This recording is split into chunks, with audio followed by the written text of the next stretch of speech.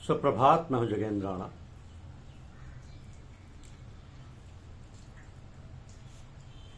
परम पूज्य बाबूजी श्याम बिहारी लाल जी। परम पूज्य बाबूजी श्याम बिहारी लाल जी, आज हम इस विषय पर चर्चा करेंगे। उसका आशिक वह हर बशर देखा, झुक गई गर्दनें जिधर देखा। जब मनुष्य अपने कुटुंब, घर परिवार के संकुचित दायरे को तोड़कर देश और समस्त संसार तथा अखिल ब्रह्मांड के प्राणी मात्र को अपना समझने लगता है, अहम भावना का धारा असीम हो जाता है। उदार चरित्र किंतु वसुधैव कुटुंबकम वाली दशा को प्राप्त हो जाता है। तब तो वह एक प्रकार से भगवान में ही हो जाता है। कहते हैं कि भगवान प्रेम स्वरूप है, शांति स्वरूप, आनंद स्वरूप आदि अनेक प्रकार के गुणों से विभूषित है। तब फिर ऐसे मनुष्य में भी ये सारे गुण प्रकट होने लगते हैं, और फिर तो ये कोई आश्चर्य की बात नहीं रहती। संसार के सारे लोग, केवल मनुष्य ही नहीं, अन्य प्राणी मात्र भी उससे प्रेम करने लग जाते हैं, क्योंकि वह तो प्रेम स्वरूप भी हो गया, उस परम पिता के साथ एक हो गया जिसने सारा संसार पैदा किया है।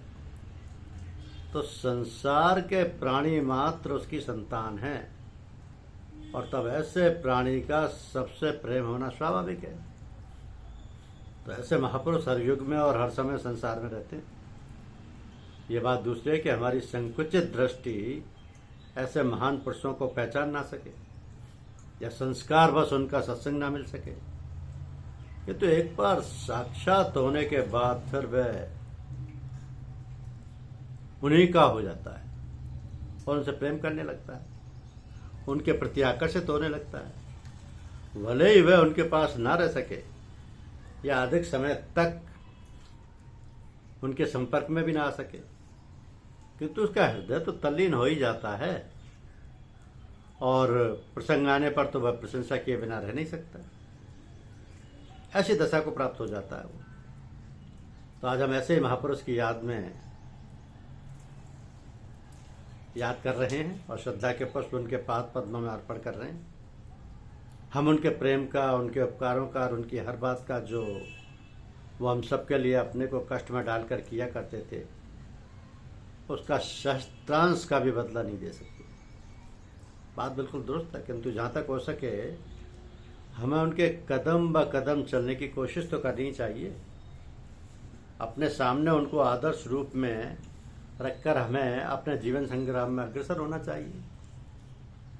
जब एक बहुत बड़ा आदर्श हम अपने सामने रखकर चलेंगे, तब कहीं उसका थोड़ा बहुत अंश पालन करने में हम समर्थ हों, तो वो महान पुरुष यद्यपि स्थूल रूप में हमें अपने सामने दिखाई नहीं देते, किंतु वैसे हम उनको अपने साथ पाते, उनकी सब बातें महसूस करते हैं जैसे वह स्थूल रूप में हमारे साथ थे। ये खूबी है उनके महान होने की। वो थे हमारे परम पूज्य बाबूजी लाला श्याम बिहारी लाल जी, जिनसे अधिकतर सब भाई परिचित हैं। उन्होंने अपने जीवन से जो जीती जागती शिक्षा और उदाहरण हम लोगों के सामने रखा, वो आज भी हमारे सामने उसी प्रकार मौजूद है। लेकिन इस मौजूदगी का सबूत क्या है? क्या हम सबको ऐसा ही भासता है जैसा बयान किया जाता है? तो फिर ये कहना पड़ेगा, जी नहीं, सभी को तो ऐसा नहीं भासता और ना भास सकता है। क्यों भाई? सो क्यों? जब हम सब लोग साथ साथ रहे, सभी लोगों का संपर्क रहा, घर में रहना सहना रहा, आना जाना, खाना पीना जब सबका एक सा रहा, तब फिर उनका प्रभाव, उनका असर सबको एक सा क्यों नहीं मिला? और उसी प्रकार उनके शरीर के ना रहने पर उनकी सहायता और उनका संग क्यों नहीं महसूस होता है? तो ये एक प्रश्न है हमारे सामने। बाबूजी ने तो हम सभी को हमेशा एक सा प्यार दिया, एक सा खिलाया, एक सा पहनाया, एक सा बर्ताव किया। मगर बात यह है कि जो जितना उनके पास रहा, जो जितना उनसे घुल मिल सका, जो जितना अपने को उनको अर्पण कर सका, और जिसने जितना ही संसार की अन्य बातों से अपने को अलग रख उनको अपना सका और उनके असर को ग्रहण कर सका, उतना ही वह बदल सका और अपने को उनसे मिला सका। हम एक आदमी से दूर रहते हुए भी उसके पास रह सकते हैं और पास रहते हुए भी दूर रह सकते हैं। तो उस प्रेम में देश, काल तथा वस्तु का कोई बंधन नहीं होता। जिन्होंने उनके शरीर के रहते हुए शरीर से ही नहीं बल्कि उनकी आत्मा से संबंध जोड़ा, उनका संबंध आज भी उसी प्रकार का है जैसा कि पहले था। किंतु जिन्होंने उनके शरीर की उपासना की, उनसे आज वे दूर हो जाए, उसी प्रकार जिस प्रकार शरीर रखते हुए भी उनसे दूर रहना, उनसे अलग रहना और उनके पास रहना केवल उनका सामीप्य था। ये तो शरीर का बंधन, स्थूल का बंधन था। शरीर नाशवान है, चाहे कोई कितनी उम्र बढ़ा ले, आखिर एक ना एक दिन तो शरीर छोड़ना ही पड़ेगा। आत्मा तो नित्य है और रहेगी। आज हम ये अच्छी तरह समझ लें कि हमको शरीर के बंधन में नहीं रहना चाहिए और ना शरीर से प्रेम करना चाहिए। शरीर तो स्थूल व्यवहार का, या यूँ कहिए कि भोग विलास का माध्यम है, मीडियम है, और उस मीडियम से अपनी जरूरत के काम लेकर उसे उदासीन भाव कर लेना चाहिए। नहीं तो फिर हमें उस माध्यम का संयोग वियोग दुनिया में रहना मुश्किल कर देगा, और करता ही है मुश्किल।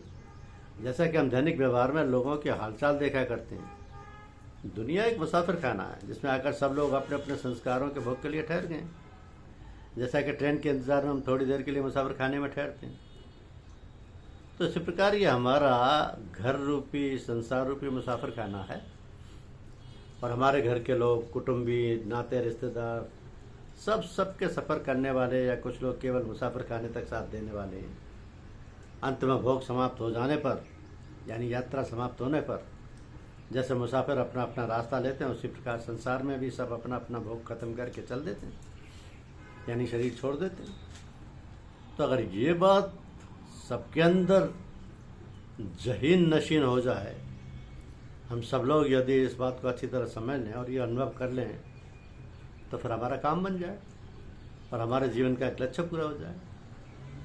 तो हम विचार करें किसी बाबूजी महाराज ने किस प्रकार हम सबको अपने जीवन से शिक्षा दी, और वह शिक्षा व्यावहारिक प्रशिक्षण के रूप में थी, किंतु सिद्धांत के रूप में नहीं। सिद्धांत ज्ञान में तो हम सभी लोग बहुत होशियार हैं, खूब जानते हैं और दूसरों को भी बड़ी बड़ी लंबी बातें बताते हैं, किंतु व्यवहार में, आचरण में नहीं बता पाते। तो उनका कोई महत्व नहीं। हमारे पूज्य बाबूजी का रहन सहन बिल्कुल सादा था। जो मिल गया पहन लिया, जो मिल गया खा लिया। कपड़े मैले हैं तो मैले ही पहने।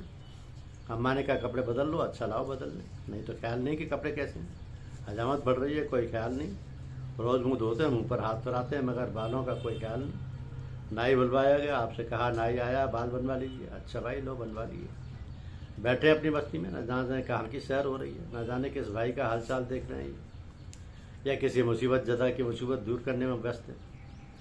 क्या समझें हम लोग उस राज को। जब तक सूक्ष्म दृष्टि ना हो, दिव्य दृष्टि ना हो, अंतर हृदय की भावनाओं को पढ़ना न जानते हो, तो मन के पढ़ने का अभ्यास ना हो, वह तो बैठे रहते थे खोए हुए उससे विचार में। उनकी भाव भंगिमा से साफ जाहिर होता था कि किसी गहरे गंभीर विचार में निमग्न है।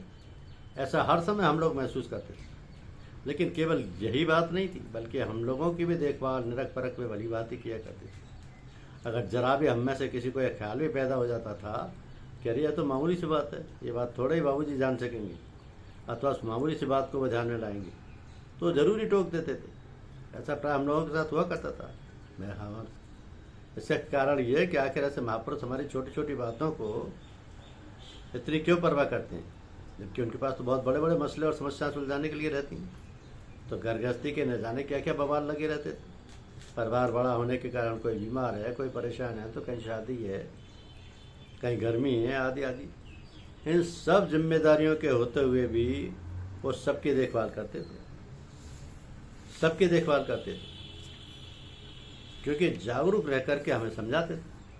मामूली बातों में, रहन सहन की छोटी मोटी बातों को महत्व नहीं देते थे। उनके लिए कोई बात छोटी नहीं थी, उनके लिए कोई साधक छोटा नहीं था, क्योंकि इन सत्याचरण और कल्याणकारी बातों को जब हम एक व्यवस्थित रूप में देखते हैं, तब जीवन सत्यम शिवम सुंदरम बन जाता है। ऐसा जीवन ही दिव्य जीवन कहलाता है, और तभी मानव महात्मा या महामना कहलाता है।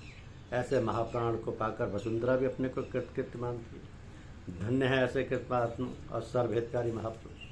धन्यवाद।